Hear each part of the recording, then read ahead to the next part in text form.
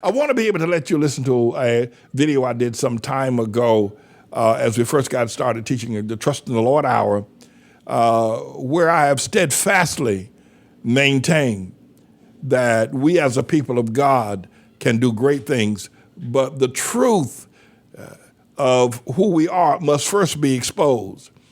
And this statement is given that you're going to hear me make out of the deep and passionate love that I would give my life for the Hamite brother. Now, all men are my brothers, no matter whether you're Japheth or Shemite, but the depthness of my love causes me to speak this very powerful truth that I spoke 7 years ago. Mr. Engineer, let it rip.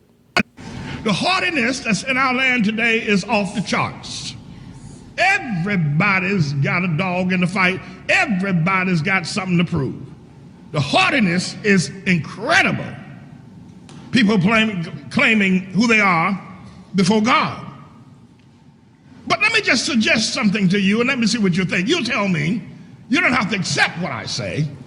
I'm going to have lunch anyway. But I want to suggest something to you. It is pretty obvious that our world is in deep trouble and getting deeper as it goes along. Notwithstanding, there is massive deception. There is no truth in politics or in any politician. There's no truth in Washington. There's no truth in number 10 Downing Street. There's no truth in Beijing. There's no truth in Paris. There's no truth in the political structure. There's no truth in banking. There's no truth in global economics. There's no truth in the military machines of the nations. There is no truth. That we ought to know. Politicians are skilled at diverting the truth because the truth would reveal them and would unemploy them immediately if the truth be told. So that we have to begin to understand. So when we're dealing with a group or leadership where we know inherently and everybody agrees that there is no truth, then how and why do we think that they can solve our problems if they're not dealing in the truth and that they're dealing from the bottom of the deck? I mean, if you trust the politicians, then I've got some fried ice cream I want to sell you. There is no truth. The entire organization of government is built on the premise of lies. So if that is the case, why do we seek that as the remedy? And the bigger the politician, the bigger the liar. And that is true, and no one will doubt that, or at least deny it. If you do, you're just being evasive and mean-spirited. But let me just share something with you that seeing our world as it is right now, what do you predict will happen 5 years from now? Where do you see us 5 years from now?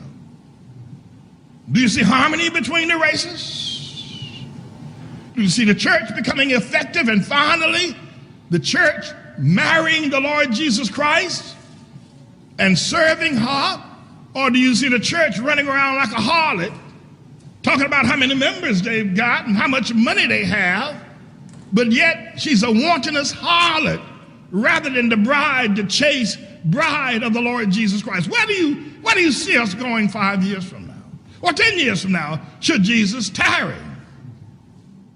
I mean, you don't have to be any kind of a prophet or prognosticator, but does it look like things are going to get better, that life is going to get better, that we're going to leave to our children and our grandchildren a placid and peaceful world? Does it look that way? Does anybody have the slightest belief in their hearts today that next year things are going to be better? There'll be fewer wars, and there'll be less hatred, and there'll be harmony and peace. And we'll all get together and sing, Kumbaya. Do you think that's going to happen? No, I don't think you do. If you do, then maybe I need to have something else as a message for you. People talk about me as a pastor, mainly because there's this wild foolish notion going on where people don't understand what it is to be a strong man.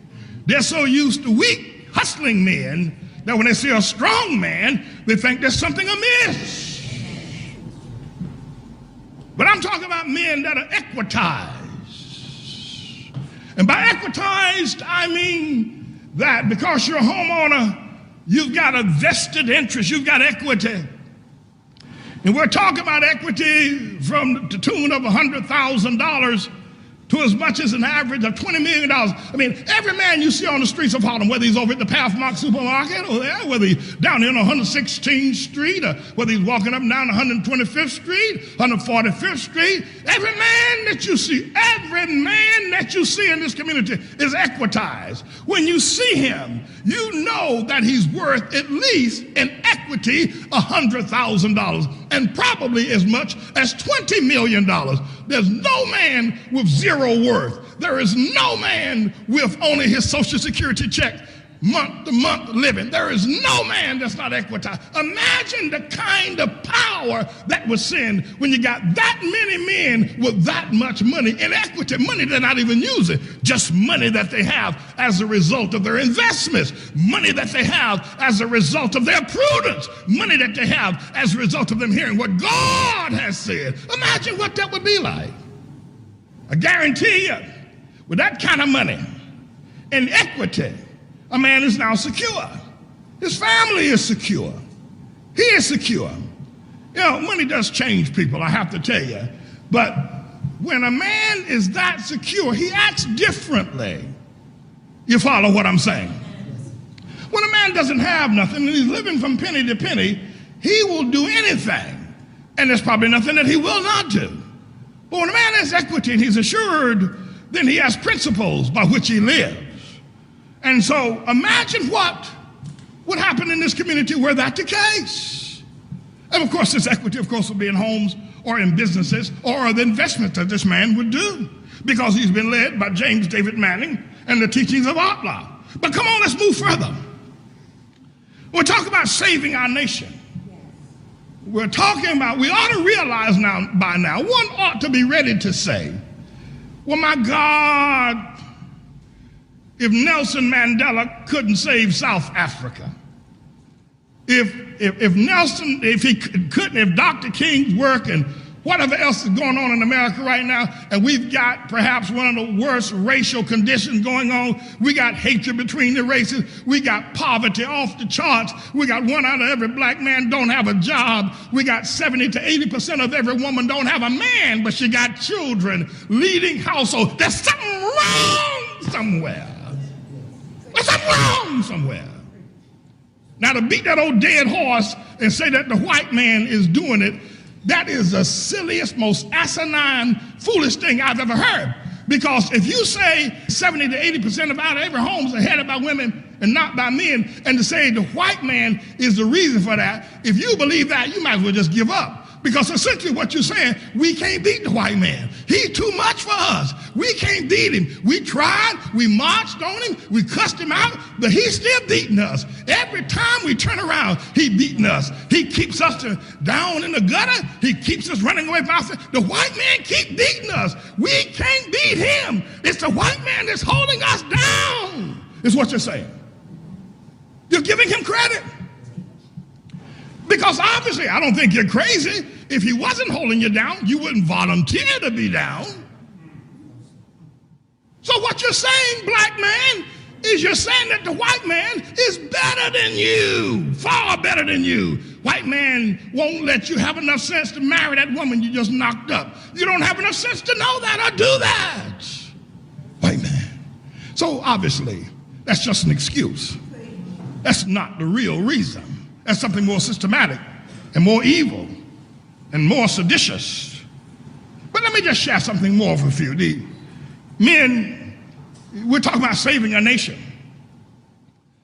and by saving a community. So every man you see is not on some sort of government subsidy, but every man you see is worth something. He's worth at least $100,000. So obviously he's doing well on his regular routine of income that's coming in is still strong.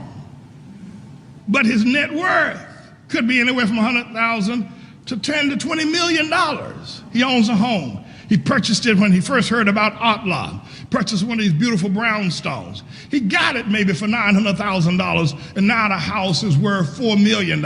So he has an equity $3 million. He's worth $3 million walking a ride because he heard what was said about ATLAH.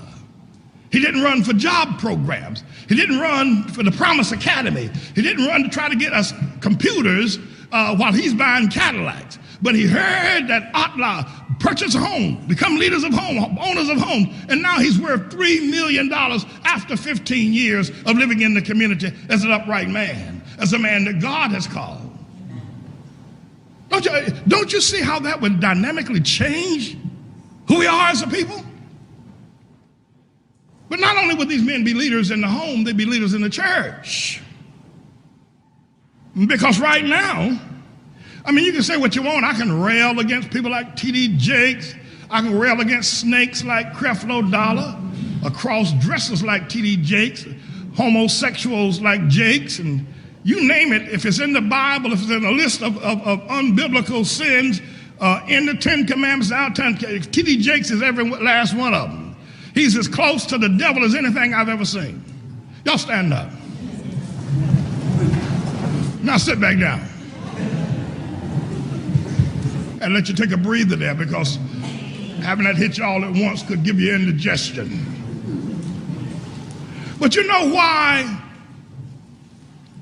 we're also in such a sad state of affairs? It has nothing to do with white folk. Men don't lead the churches. You know why these slicksters, these pimps, these Jakes, these Dollars, these Eddie Longs, these people ain't never been nowhere near God. I mean, they wouldn't know God if they walked into heaven. They wouldn't even recognize heaven. The reason why is because men don't lead the church. They don't lead in the churches.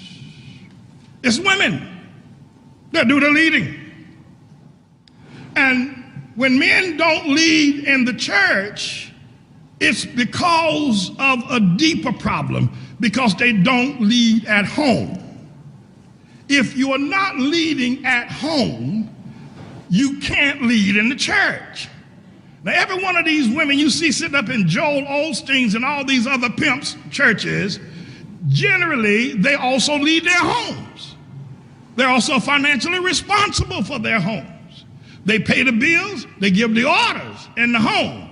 So nothing is different from the home and the church. The church is just a place where the home comes to worship. But if you're not leading at home, you can't lead in the church. Men don't lead the church.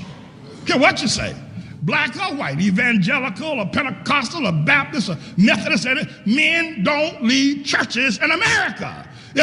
Check this out.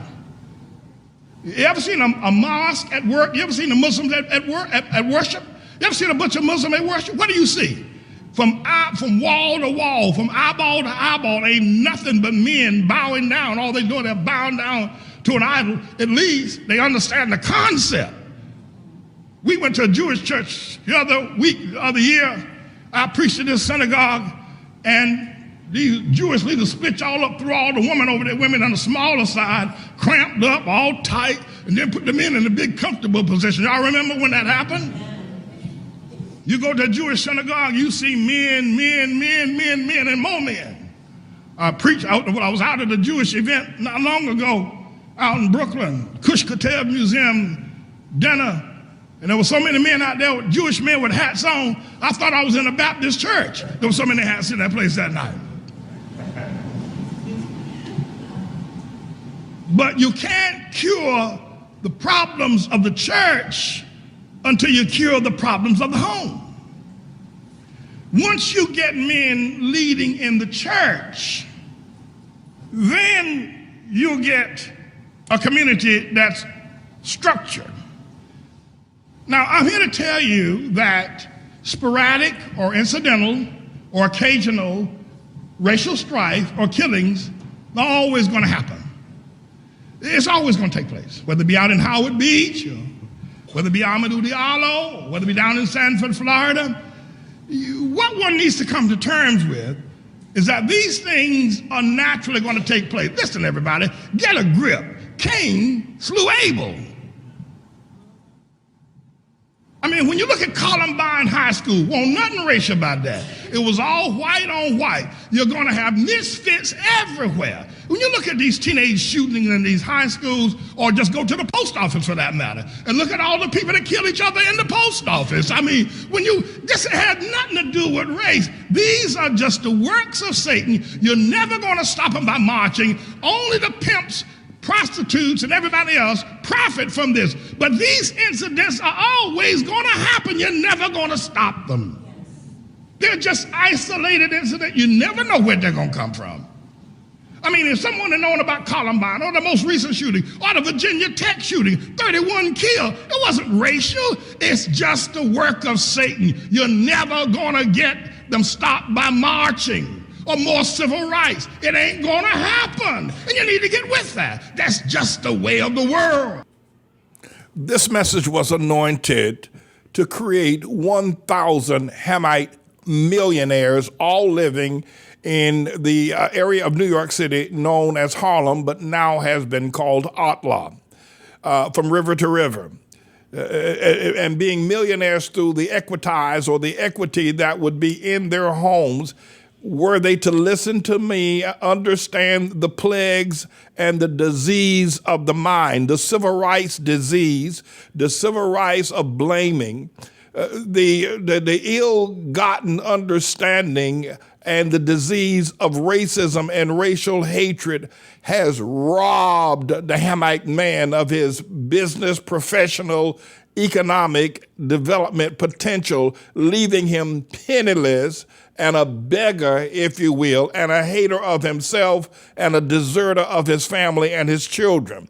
This message you just heard, when I spoke it 7 years ago, had been many years in the making to design, but I was then attacked. I was attacked by the regular run-of-the-mill, what I refer to as the pinch-nosed Negro. I was attacked by people who are members of the Hamite Community Board in this region and also across America from the political perspective. I was attacked by the LGBTQ community. I was attacked by other preachers. Hell, I was even attacked by family members, one of your own blood, that somehow or another that I am a hater, that somehow or another I hate the black man, that I am not for him. But if you listen to the message that all you can hear is my love and my instructions in truth and righteousness that would have equitized him.